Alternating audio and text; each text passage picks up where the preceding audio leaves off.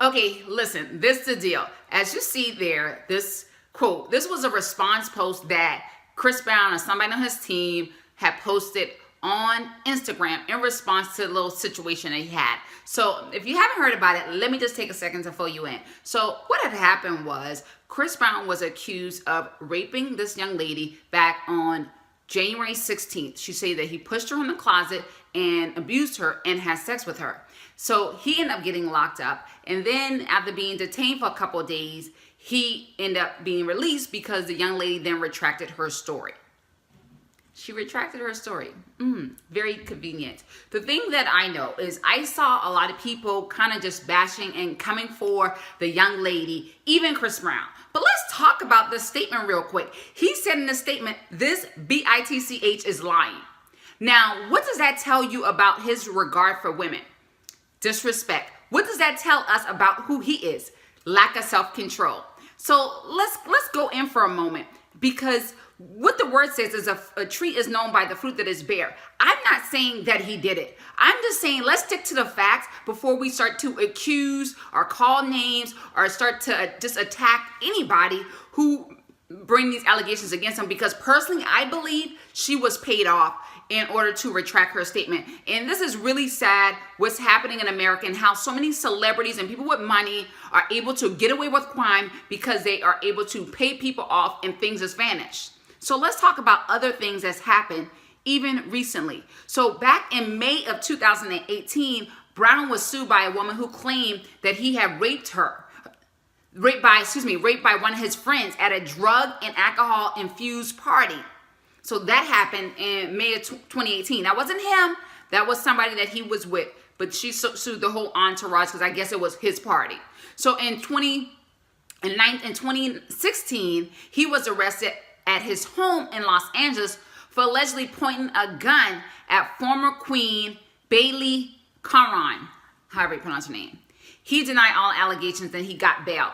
So what is up with this? What is really going on? What I want to say is Chris Brown has a history of drug use, physical abuse, aggressive behavior. And I find that it's extremely ironic that all the pictures associated with him drinking, with him smoking, even this B is lying post, all those things has magically disappeared from his Instagram because they knew, hey, this is all saying this is who you are. This is validating who you are. All that stuff has since been taken down, but you still can find it on social media where you can see his infatuation with alcohol, drugs, and all these things.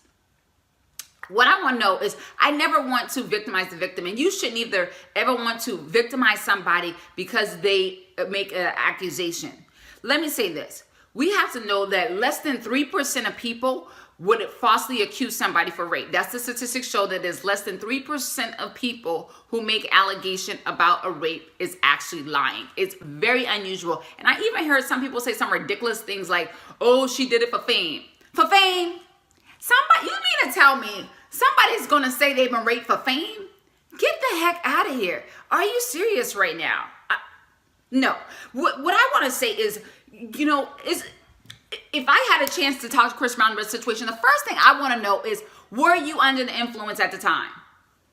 Chris, were you under the influence at the time of the incident? Because if you were under the influence of alcohol and drugs, you were impaired. And it's really hard for you to perhaps even remember what happened and what didn't happen. And the truth be told, if so many people today are using alcohol and drugs, whether it's marijuana or otherwise, as a medication to depression and to really a life of misery, and they're not happy and they're masking it, trying to numb the pain. So what I want to say is put down the bottle already, put down the marijuana already. All that is just an scapegoat, and really seek the Lord, because that's really where you will find the fulfillment. That's really where you're going to find your wholeness. You gotta seek ye first the kingdom of God, and then all things will be added to you. If you seeking marijuana and seeking all these things, you won't be fulfilled, and you're constantly you're not being sober minded. And when you're not sober minded, your judgment is vague and your judgment is not clear, right? So that's what I would want to know. But if the way that he has position himself on his Instagram page with, like I said, all those pictures have been deleted and they've cleaned it up and put a bunch of other pictures of apparel and, you know, look like he had a whole new social media manager and they're not letting him post on there clearly. Yeah, you can just tell. But my last things I want to say, we need to stop being biased towards celebrities. Like, it's already enough is enough because they make music that you like. And really start holding them accountable to what they're doing. It's a shame, even with this whole R. Kelly thing, that it took us 20 years to really start to accept and believe all the things he did. It took almost like 50 women to come and say that he did something to them for people to start believing it. Why does it take 50 women to get abused before people start believing what she says? How many women will it take before we believe that Chris Brown perhaps has some inappropriate conduct? And yes, I am saying because what he's done in the past is reflective of what he's going to do in the future. There is a correlation. There's a correlation, like it or not. So believe, what I want to tell you is believe none of what you hear and half of what you see. So we only heard that she brought back the charges or whatever, cancel the charges, pull it back. But look what you see. And your eyes will tell you. And as Oprah Winfrey quoted from Maya Angelou, when people show you who they are the first time, you better believe it. And last thing I want to say, the thing that really aggravates me is because somebody goes to a party, a woman goes to a party, is assumed that she's going to have sex with somebody because she's going to a party, but because she's going to somebody's house or she's meeting somebody. Where do they do that at? Where do they do that at? Oh, in America. I don't think so. Unacceptable. Injustice, injustice, and injustice.